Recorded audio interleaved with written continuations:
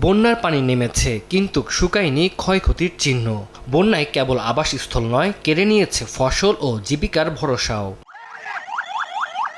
শুক্রবার সকালে চট্টগ্রামের পতেঙ্গায় দুর্গত এলাকা পরিদর্শন করেন অর্থ ও পরিকল্পনা মন্ত্রী আমির খসরু মাহমুদ চৌধুরী। এই সময় বন্যার্তদের মাঝে ত্রাণ সহায়তা দিয়ে বলেন, বন্যায় চট্টগ্রামে 7 লাখ মানুষ ক্ষতিগ্রস্ত হয়েছে।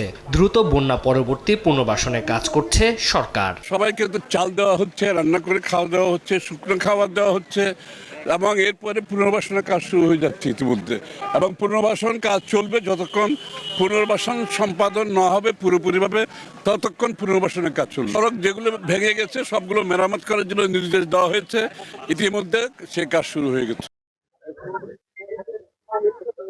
2 দিনের সফরে কক্সবাজারে স্বরাষ্ট্রমন্ত্রী সালাউদ্দিন আহমদ। চকরিয়ার ফাঁসিয়াখালী বন্যা কবলিত এলাকা পরিদর্শন করেন মন্ত্রী।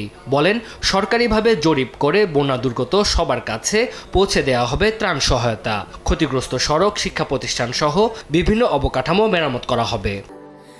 স্যান্ডেলিনা সো, রূপচর্চায় আভিজাত্য। আমরা সরকারিভাবে জরিপ পরিচালনা করছি।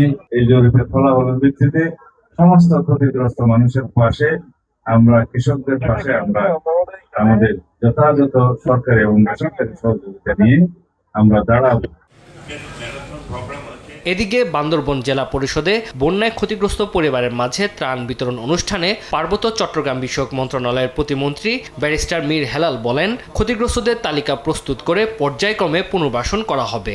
পরবর্তী সময়ে ওনারা যে ক্ষয়ক্ষতির শিকার হয়েছে, আমরা যেন কিছুটা হলেও সরকারের পক্ষ থেকে বা রাষ্ট্রের পক্ষ থেকে তাদেরকে আবার পুনর্বাসনে বা স্বাভাবিক জীবনে ফেরত যেতে আমরা যেন সেই সাহায্যটা তাদেরকে করতে পারি। পরে জেলা শহরের বিভিন্ন এলাকা এবং রোয়াংছড়ি উপজেলার দুর্গম বন্যা কবলিত এলাকা পরিদর্শন করে ত্রাণ সামগ্রী বিতরণ করেন প্রতিমন্ত্রী। তানজিল হাসনাত, সময় সংবাদ।